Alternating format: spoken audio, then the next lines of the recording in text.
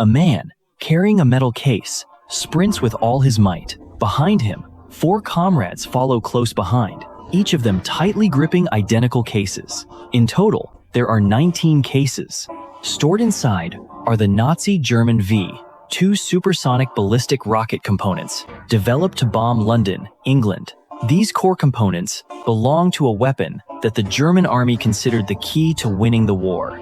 Once deployed on a large scale, it would leave British civilians in a completely defenseless and desperate situation.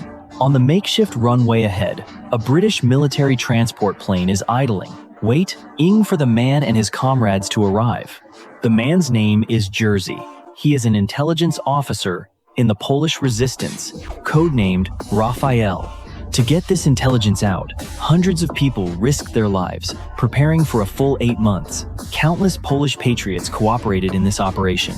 Local farmers hid the wreckage of the missile that fell after a test launch in their cellars, evading layers of German searches. Professional engineers, under the threat of the German secret police's manhunts, disassembled the components by dim candlelight, drafting blueprints and deducing core data. Resistance fighters, in an effort to distract the German forces, launched diversionary attacks. Many lost their lives for this cause. Jerzy is the first to reach the plane, throwing his case inside. The others follow close behind, quickly boarding. The cabin door slowly closes. Around the runway, 200 resistance fighters stand guard in the darkness, guns in hand. No one dares to let their guard down, because just 10 kilometers away is a permanent German military camp. At this moment, the pilot has pushed the engine throttle to maximum. The plane begins to taxi, but in an instant, it suddenly stops. The wheels of the landing gear are sunk deep into the mud left by the rain. The pilot repeatedly revs the engine, pushing the engines to full power. The airframe, pushed to its limit, shuddered violently, but remained firmly stuck in the mud. Dawn was just 90 minutes away. The mission plan was clear. If they couldn't get the plane successfully off the ground, this top-secret intelligence enough to change the entire course of the war would have to be completely destroyed. Lee Ree stared into the eastern darkness, his heart filled with anxiety. If these crates couldn't be delivered to London, the sacrifice of hundreds of men would be meaningless, and countless British civilians would also die in attacks that were impossible to intercept. Back in the early morning of June 13, 1944, London had been attacked by the German V-1 missile. British intelligence knew this was just a prelude to Germany's weapons program. The far more devastating V-2 ballistic missile had already entered its final stage of development. This missile traveled faster than the speed of sound. At the time, there were no air defenses that could intercept it. It was a weapon completely beyond the technological level of the war. British scientists knew nothing about the V-2's operating principles. With no clear photographs, complete blueprints, or physical samples, they could only rely on agents in the occupied territories of Europe to send back fragmented intelligence. This intelligence indicated the rocket was 14 meters long, weighed 12 tons, and could carry a 1-ton high-explosive warhead. It was launched from mobile platforms that could be moved and concealed in a matter of hours, making it impossible for the British military to strike in advance. Once the V-2 missile was deployed on a massive scale, London would be left completely defenseless. The British War Cabinet therefore made a desperate, all-or-nothing decision, at any cost, to acquire the V-2's core components and blueprints. And this was that mission. Fell on the shoulders of the Polish underground resistance organization. Previously, they had cracked the German Enigma code and given it to the British. They had also infiltrated a German rocket development base and sent back intelligence, assisting the British Royal Air Force with the bombing of the development base. And this time, British intelligence sent an urgent request for assistance. The Germans' new launch test site was located within Poland, and they needed the resistance organization to find the test site's location and gather relevant intelligence. The person leading this operation was none other than Jerzy, codenamed Raphael. The directive he received was simple and clear: locate the new German rocket test site, monitor all related activities, and collect every piece of information about this new weapon. But the underground resistance couldn't provide any supporting resources, special funding, or professional equipment. Besides a code name, he had nothing. So, Jerzy began to build. piece by piece, his very own intelligence network. He didn't recruit professional soldiers, but rather farmers, engineers, radio experts, and other ordinary civilians.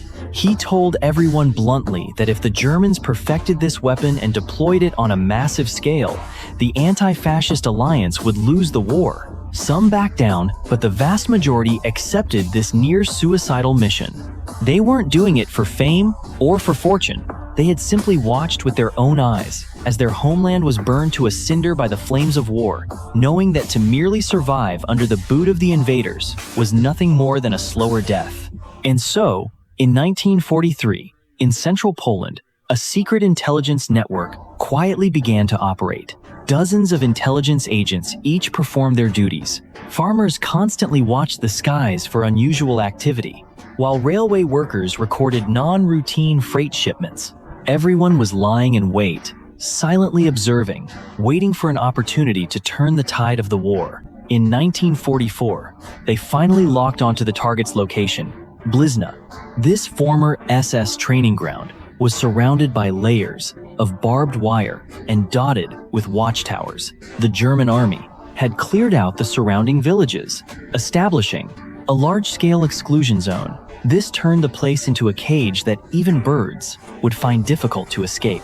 Under the scorching sun, the intelligence officers monitored the missile test launches from outside the exclusion zone. Day after day, their plan was both direct and perilous. Wait for a missile test to fail and retrieve the wreckage fragments before the German patrols arrived. This seemingly hopeless vigil dragged on for months until May 20th, 1944. The turning point arrived. A missile, after launching, suffered a sudden mechanical failure and crashed into the marshlands near the Bug River. It didn't explode. This was the one and only chance they had been waiting for after months of hiding. Members of the Polish resistance rushed to the swamp, arriving before the German search parties. They took the missile, which was 14 meters long and weighed 12 tons, and camouflaged it with reeds and branches, hiding it from view. For the next week, German warplanes circled overhead while ground patrols scoured the area in a grid search. German boots passed by the missile's hiding spot again and again, but they never found their target. After the patrols withdrew, the team immediately took action. Soldiers from the Polish Home Army's 22nd Infantry Regiment worked through the night to move the rocket wreckage to a barn in the village of Hołowczyce. Several top, the granary in the village of Koroszczyzna. Several of the best engineering experts from Warsaw, including Antoni Cohen, Professor Groskowski, and other specialists, secretly arrived. With the Gestapo hunting for them at every turn, they worked by faint candlelight and began the dismantling process. They took apart 25,000 components, one by one. They photographed and analyzed them, discovering the rocket used liquid oxygen as its core fuel and cracked the radio guidance system. They drew up schematics for the warhead structure and finally packed a total of 50 kilograms of core components into 19 briefcases. To safely transport the missile parts, the team developed a meticulous transport plan.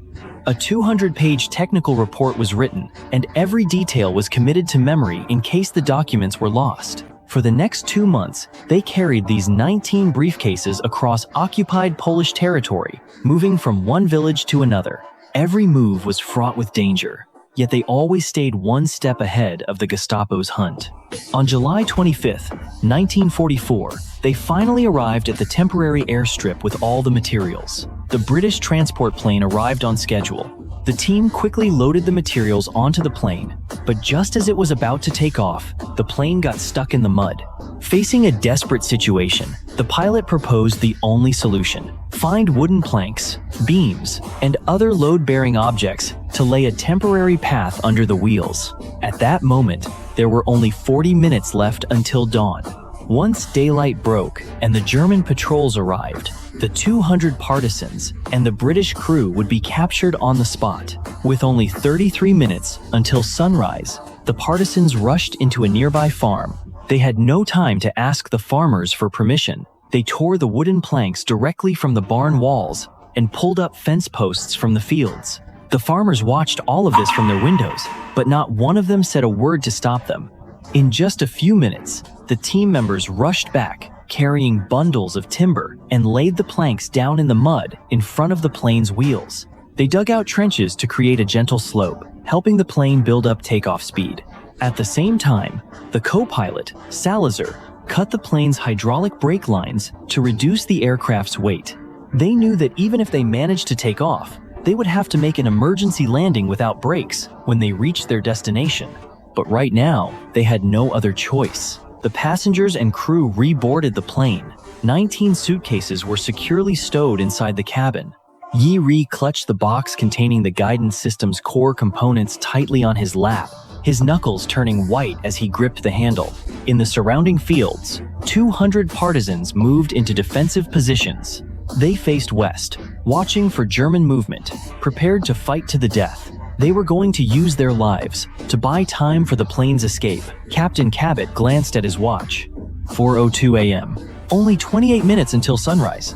The eastern horizon was already showing a faint glow. The pilot waited no longer. He pushed the throttles of both engines to maximum power. The engines erupted in a deafening roar, and the fuselage began to shake violently. For the first 3 seconds, the plane didn't move. Then, it began to shift, just barely. The wooden planks let out a piercing, cracking sound under the plane's immense weight, but they held. The next second, the transport plane lurched forward. The plane continued to accelerate along the makeshift wooden runway. After it shot past the end of the planks, it once again plunged into the muddy ground. But by then, it had built up enough momentum. The wheels spun furiously in the mud, but they never stopped turning. The engines roared at full power. The plane accelerated wildly. Jersey suddenly felt the violent shaking of the fuselage cease. The nose slowly lifted. They had made it.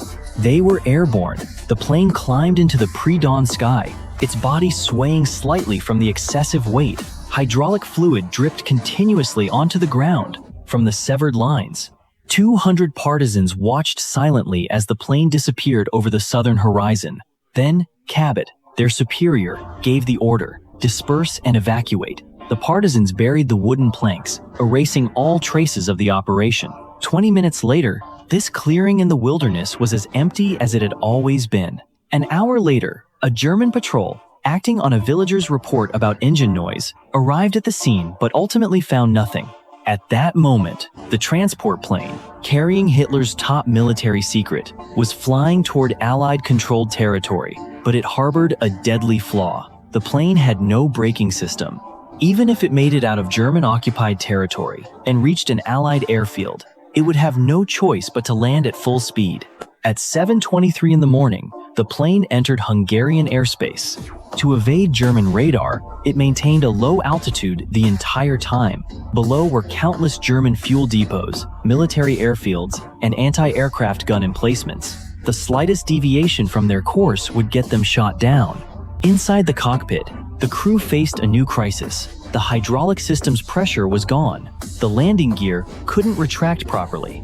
The half-retracted wheels created immense air resistance, consuming their already scarce fuel supply. The engineer came up with a crazy emergency plan. Take all the fresh water in the cabin, all the tea from the thermoses, and pour it all into the hydraulic tank.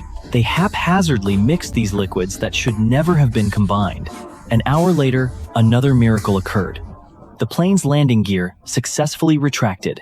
Jersey, sitting in the rear of the cabin, was still. Clutching the case to his chest, he and the other intelligence officers sat in silence. They still had to fly over Nazi-occupied territory for 5 more hours. Their destination was a life-or-death landing with no brakes. The pilot, Clifford, repeatedly calculated the approach route. Their destination was the Allied airfield in Brindisi, Italy. The main runway was too short for a no-brake landing. It would inevitably end in a fiery crash, killing everyone. Finally, the control tower guided them to a longer emergency sand runway. This was their only chance of survival. At 11:47 a.m., the transport plane arrived over the Brindisi airfield. The pilot had already radioed ahead about the need for an emergency landing. The ground crew sprang into action. Fire trucks were positioned along both sides of the runway, and medical personnel were on standby. The plane slowly descended. The moment the main landing gear touched the runway, it was still moving at full speed. The pilot immediately cut the engines, using reverse thrust to slow down. But that braking force was nowhere near enough. The plane shot forward, plowing into the sand at the end of the emergency runway. The friction from the sand worked, and the plane finally came to a steady stop. Nearly 20 meters from the runway's end, the cabin door slowly opened. Lee Ji walked off the plane, carrying the case. A British military officer was already waiting on the tarmac, but Lee Ji refused to hand the case over to them. He would only hand it off to his direct superior, Colonel Protashevich. Not until the colonel arrived on the scene and Lee Ji had completed the handover of all the cargo did his taut nerves finally snap. He collapsed on the spot into a nearby chair.